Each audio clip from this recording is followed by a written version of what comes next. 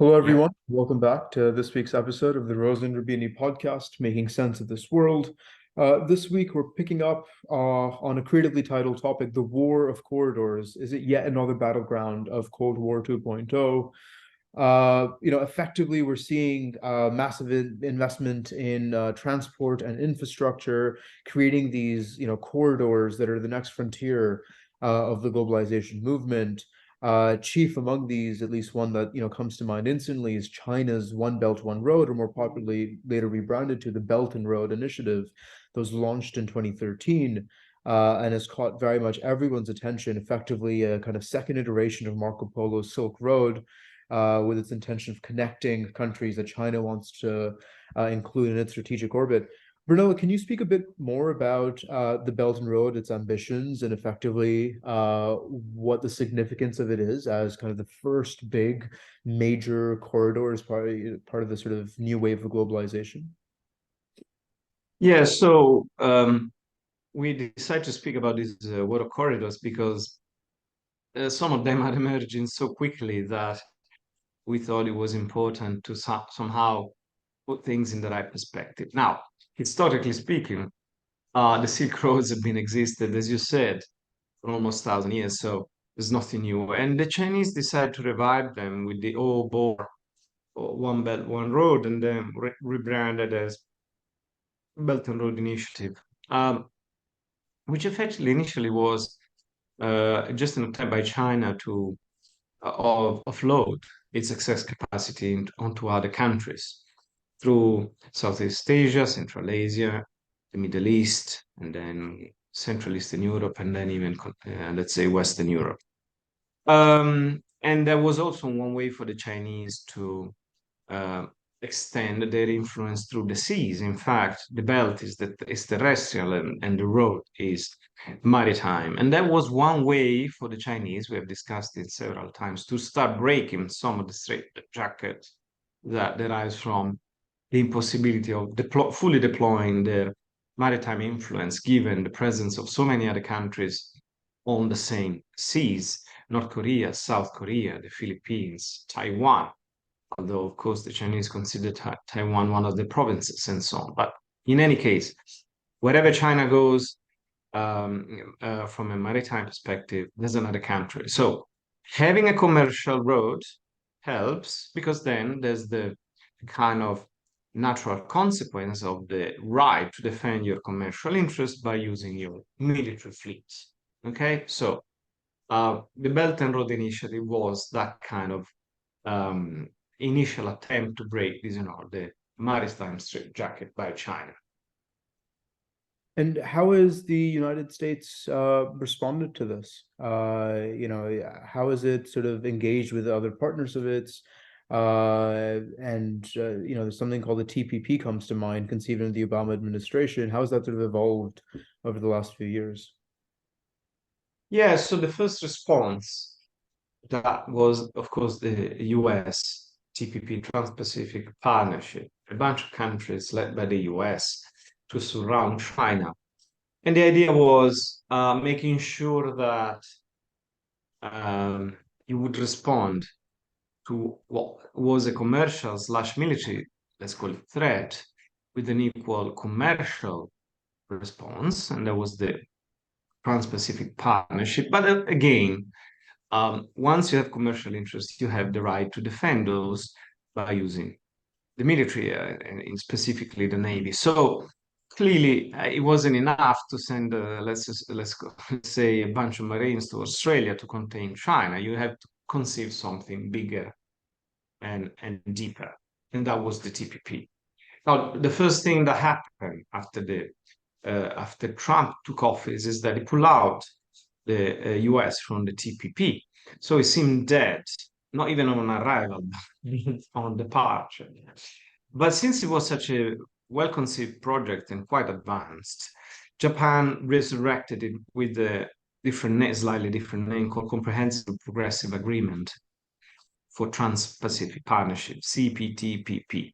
Horrible acronym, but that's the idea. To some extent, the UK also wants to join that after Brexit, just to have a new, you know, kind of forum or club with some commercial, common commercial interest. Now, the problem was that China, with this BRI, start including more and more countries in its own network, and including offering very generous deals that only later on became apparent to be kind of sort of debt traps.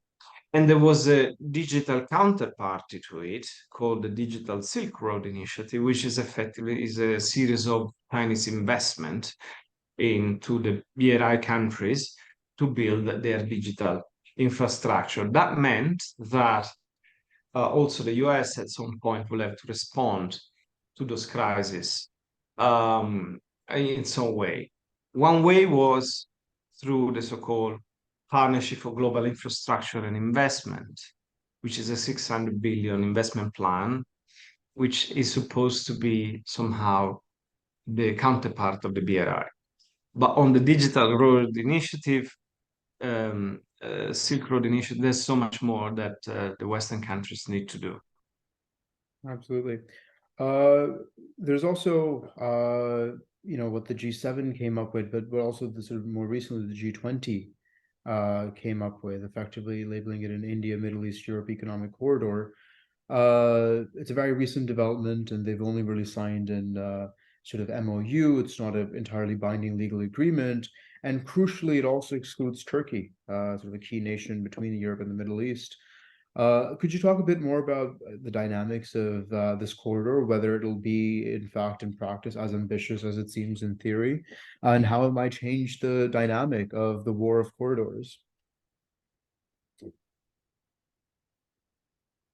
Yeah, so after BRI and the TPP and its various evolutions, as I said, the US put on the table this Partnership for Global Infrastructure and Investment, which required a sort of logistical support. And that came in the form of the so-called India, Middle East, Europe Economic Corridor. That's one of the many corridors that is emerging.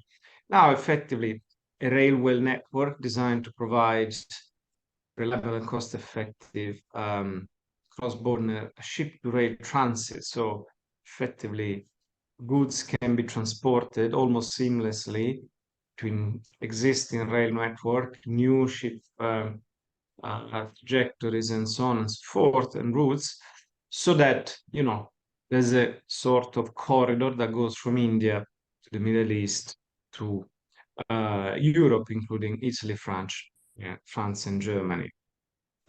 What happened is, of course, Turkey felt excluded because the corridor goes from the UAE to Saudi Arabia and then Jordan, Israel. So kind of totally avoids Turkey. And so Turkey said, oh, wait a minute, I'm not such an insignificant country. And I decide, and I'm equally relevant, and that's why I built my own, so to speak, corridor, and they call it the Iraq Development Road, which foresees the participation of Kuwait, Iraq, Qatar, and the UAE together with Turkey. So it's kind of an alternative route, more or less along the same cardinal points. But then there was another of these corridors that emerged recently, and that was the so-called North-South Transport Corridor, which sees India again at the center. And instead of having Iraq, we now have Iran. So it was between India, Iran, Azerbaijan, and Russia that was signed in September 2020. So the idea is that in a deglobalized world, where global supply chains are balkanized, clearly you need new corridors for these goods to transit without too much effort in terms of tariffs and duties and all the rest of it. And so we shouldn't be surprised by the proliferation of these corridors. And which one will eventually emerge first and be successful and so on, time will tell. but it's notable the effort that is made by many countries in order to establish these corridors for the future. And what's important to note is also the kind of immense value these corridors create for, enlarging soft power, for facilitating investment, for bridging connections between countries. And now that there are all these sort of competitors effectively to the original kind of massive Belt and Road infrastructure program, at least, lots of these developing countries have another partner to turn to, and not just China, which creates perhaps a healthy level of competition. But again, how these evolve is still very much an open question, and one we're going to continue to watch. So as always, Brunello, thank you so much for your time and insight.